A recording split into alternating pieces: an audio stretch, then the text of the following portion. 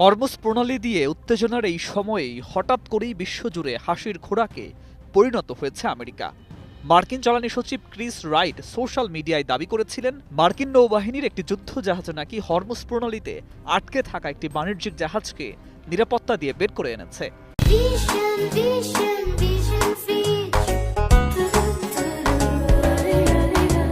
পোস্টটি ছড়িয়ে পড়তেই আমেরিকার শক্তি ও প্রভাব নিয়ে আবারও আলোচনার ঝড় ওঠে, কিন্তু নাটকীয় মোড় আসে কিছুক্ষণের মধ্যেই। পোস্টটি আচমকায় মুছে ফেলেন তিনি। এরপর মার্কিন সেনাবাহিনী স্পষ্ট জানিয়ে দেয়, এমন কোনো উদ্ধার অভিযান তারা চালায়নি। পরে হোয়াইট হাউস থেকেও জানানো হয়, হরমুজ প্রণালী থেকে এখনো পর্যন্ত কোনো জাহাজকে বের করে আনেনি মার্কিন যুদ্ধজাহাজ।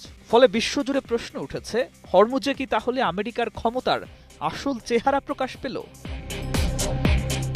বর্তমানে হরমুজ প্রণালীতে শত শত তেল ট্যাঙ্কার ও বাণিজ্যিক জাহাজ আটকে রয়েছে। বৈশ্বিক জ্বালানি সরবরাহের অন্যতম গুরুত্বপূর্ণ এই পথটিতে এমন অচল অবস্থা তৈরি হওয়ায় উদ্বেগ ছড়িয়ে পড়েছে আন্তর্জাতিক বাজারে। যুক্তরাষ্ট্র প্রথমে দাবি করেছিল তারা নাকি নিরাপত্তা দিয়ে এসব জাহাজকে বের করে আনবে, কিন্তু বাস্তবে এখনো পর্যন্ত একটি জাহাজও নিরাপদে পার করতে পারেনি মার্কিন নৌবাহিনী। ফলে পরিস্থিতি এমন দাঁড়িয়েছে যে বিশ্বের সবচেয়ে শক্তিশালী সামরিক শক্তি দাবি করা দেশটিই যেন হরমুজ প্রণালীর সামনে নাকানি চোবানি খাচ্ছে। আন্তর্জাতিক বিশ্লেষকদের অনেকেই বলছেন, এই ঘটনাই দেখিয়ে দিয়েছে বাস্তব যুদ্ধক্ষেত্রে শক্তি হিসাব কখনো কখনো কাগজের হিসাবের মতো সহজ নয়। এই অচল অবস্থার মাঝেই নতুন বিতর্ক তৈরি করেছে আমেরিকার আরেকটি প্রস্তাব। বিভিন্ন মিত্র দেশের কাছে তারা জানিয়েছে, চাইলে টাকা দিয়ে মার্কিন নৌবাহিনীর নিরাপত্তা পাওয়া যাবে, অর্থাৎ অর্থের বিনিময়ে মার্কিন জাহাজগুলিকে হরমুজ প্রণালী পার করিয়ে দেবে। আন্তর্জাতিক মহলের একাংশ এই প্রস্তাবকে সরাসরি সংকটকে ব্যবসায় পরিণত করা বলে আখ্যা দিয়েছে। এদিকে ভারত পড়েছে এক কঠিন বিপদে, কারণ তাদের একটি বড় তেলবাহী জাহাজ আটকে পড়েছে হরমুজ প্রণালীতে। নরেন্দ্র মোদী সরকারের পক্ষ থেকেও পরিস্থিতি নিয়ে উদ্বেগ প্রকাশ করা হয়েছে।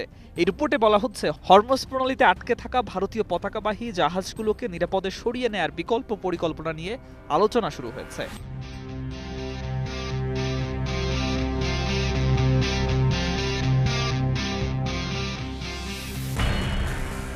ভারতের এসব জাহাজকে নিরাপদে সরিয়ে আনার জন্য বিভিন্ন বিকল্প নিয়ে আলোচনা চলছে। ইতোমধ্যে ভারতীয় জাহাজগুলিকে Gulf of Oman, Persian Gulf এবং সংলগ্ন সমুদ্র এলাকায় কঠোর নিরাপত্তা প্রোটোকল মেনে চলার নির্দেশ দেওয়া হয়েছে। একই সঙ্গে প্রয়োজন হলে ভারতীয় নৌবাহিনীর মাধ্যমে জাহাজগুলোকে এসকর্ট করে বের করে আনার পরিকল্পনাও বিবেচনায় রাখা হচ্ছে।